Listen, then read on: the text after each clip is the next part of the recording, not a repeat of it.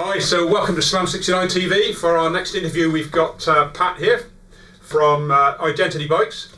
The reason being, it's the anniversary of its 20th anniversary of Identiti Bikes this year, and 20 years ago we had our track up at Cranham, which some will know as Kiss Bike Park, and Identiti were one of our biggest sponsors, and obviously the two married together quite well, and the infamous Dr. Jekyll from Identiti was sort of created, as it were, along the lines of those days. So yeah, so we're just having a chat. Cut that bit.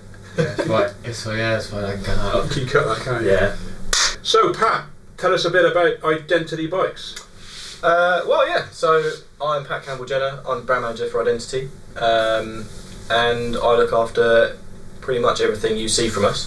So the Dr. Jekyll you see behind us is one of the original ones, and we're celebrating 20 years of being a brand and making products. And we've basically relaunched the Dr. Jekyll. We've got a new AKA hardtail, and we've got the metal full suspension enduro bike.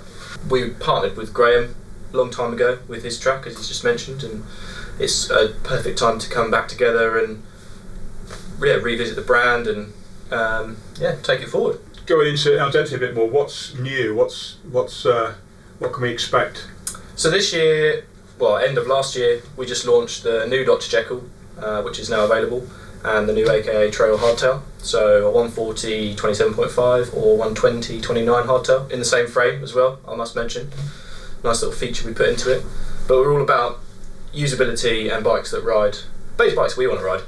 Yeah. And bringing them out as how we envisage and not how the industry is forcing people to have it. It's a bit the same with us. As a bike shop, we're very we like to be a bit different, so I tend not to follow the mainstream. So we're always looking for stuff that's one thing rider developed. You know what I mean? Not just some guy sat behind a computer designing stuff that should work. So Identiti, even from the beginning, was a good brand for that sort of thing. Yeah, we've always been a bit off the main path of bikes and trying to do things a little bit differently and a little bit of versatility and stuff. And we've kept that moving forward, and then also stuff that lasts. Yeah. These do, that's for sure. Well, as you can see, this one's in a perfect condition. Viewers, this is not the original one. The original one pre this didn't even have the adjustable dropout. It was fixed. Yeah. But there's a lot of things on this that have translated through into the new frames, like why do you need a press fit BB? You don't. Threaded's brilliant. Yeah. Adjustable dropouts, we've got that on the new hardtails again. Helps with wheel size, single speed, other options, and just strong, versatile frames. Yeah. Obviously things have progressed. Yeah. We've made them better, or we like to think we've made them better, and they ride better than they ever did. Yeah. But functionality wise and practicality wise, the same ethos is still there behind the brand. Yeah. Obviously, I've known you quite a while. Yeah. 4-cross days, we always did quite a lot of 4-cross events year after year. Yep. What sort of stuff have you been, what's your sort of past then? I've been involved with Identiti since I was 16. Oh, correct, yeah. So that's scarily 14 years now. But I started out dirt jumping, so Identiti was the brand to have when I was that age, 14, 15, growing up. Yeah. And then I started out riding at Penshurst because it was nearer home. Yeah. Obviously that's a similar thing, like really grassroots racing. Got into racing national 4-cross when it was MPS. Yeah. And then came through the ranks, got supported by Identiti, and then after that started working for them, and then sort of been involved and had a touch on products for the last 10 years, and the last 3 years I've been involved with Identiti and Gusset, the sister brand. Yeah. Full stop on components and designing and bringing products to market. But I raced 4-cross for 10, 11 years. And then transitioned out of that into enduro, as every washed up racer does. Yeah. Steady. Not quite that. Just because it was more what I was riding. Yeah. And then that's how the idea for the Identiti Metal came. Yeah. Of like, let's make our own one, let's see what we can do. Yeah. Made a really great bike, and then we're all still riding jump bikes at Ison, so there's loads of us that have still got jump bikes, and that's what we go and do, especially living in the south where there's loads of spots. Sure. That's what we wanted to do. So we were like looking at, well, we can make a new jump bike, and it wasn't. We did all the geometry and all the design, and then it wasn't going to be called the Dr. Jekyll, and we were going to have a different name for it. And they were like, hold on a second, we've made this bike before. We've made an aluminium dirt jump bike after years of steel dirt jump bikes. So we've got this perfect product name that everybody remembers. Yeah. And the support when we relaunched it was amazing. Everybody's like, I had one, that was so good. It's the same with us, really. Yeah. And then, so we brought it back out and just sort of reimagined it and made it way better. Yeah, we're really hoping to really go with it. I mean, it's nice to get it back again.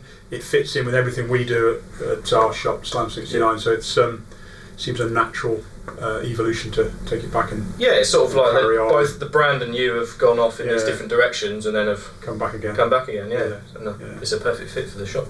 Pricing wise, Dr. Jekyll starts at $12.99, the AKA starts at $16.99, and the metal is $2,999. You can have any spec in either colour frame because we build them, assemble them to order.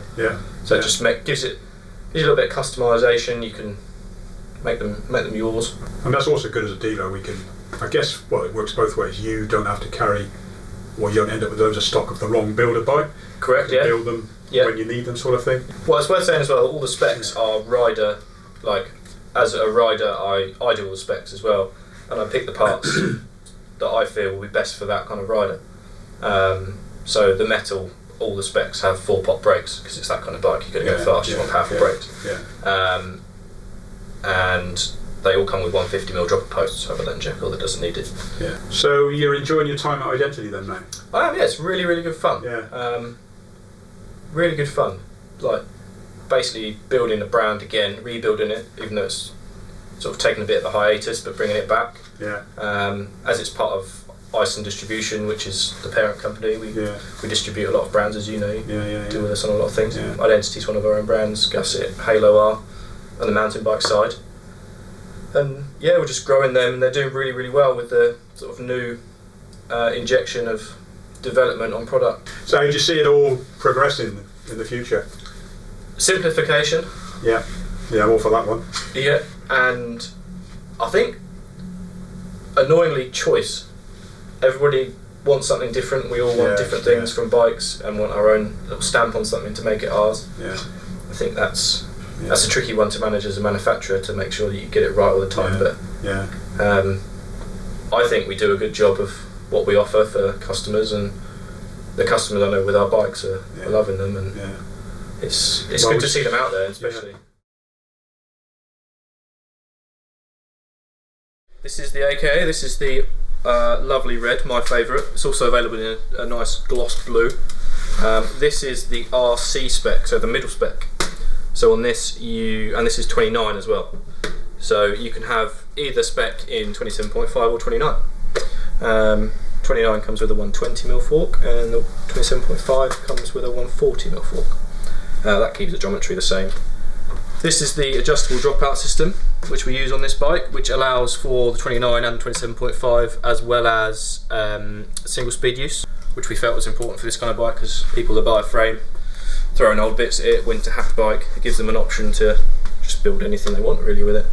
Simple fit on everything, so it's a standard tapered headset. I know that's a weird thing to say because there's loads of different headset types, but 8.9 seat post. This is a 150mm dropper that comes in this. 148 back end. We had originally penned it for a 142, but and it does have some merits, especially on the bigger wheels. But this nice, comfortable, stiff back end on this frame. 2 bottle cages, so you can run underneath here or on top, and you'll see we run 3 mounts there, which was so you can put the bottle higher or lower, or run like an anything cage as you'll have in the shop. So you can take it on a light bike packing trip if you want. Just gives it extra versatility. I'm liking all the Gusset stuff. The Gusset stuff's been sort of revamped, and the S2 range that's the S2 range is my doing as well. So that's the other brand I look after. So Identiti, Gusset, and Halo, as we've touched on, are all sister brands. But Gusset's also my doing. So we've got the S2 range now, which has been going down really well. Support riders like Matt Jones with it, and he's competing at Crankworks. We've had him for the last 3 years, and we've just signed him again. Been going really well. He helps us with the development of stuff. Generally, we design it, he goes and breaks it, we redesign it, and then it's done. So this is the Dr. Jekyll. This is my own bike, so this isn't a stock spec. This is sort of thrown together parts of bits and pieces that I used on my previous bike, but on the new frame. So I run carbon cranks because I'm stupid. XTR brake, just for a bit of shiny. This is also running the new S2 dirt jump saddle from Gusset, and the previous Magnum stem and slate handlebar. This also has Halo Chaos wheels with the Super Drive hub, that signature sound, and the new stickers which are available now, which are brand new, available in 6 colours I think it is. I chose yellow to match the frame, set it all off. This one's got a rather unique MRP fork, which isn't widely available. Any plans for it to be available? It was, because it was based on the old stage chassis, with cut down internals and a firmer air tune in it. But they've since moved to the ribbon fork, which is on the metal, which we'll see in a second. Yeah. Which they do a 100mm travel one, but it looks a bit quirky because it's quite long. How is sales going with MRP? You finding it? Suspension's gone mental. Was it? Their forks are unreal, best I've ever ridden. And they've got the new coil shock, which we've got some of now. Yeah. But they're starting to come through in trunnion as well, bearing mount. But MRP, US made.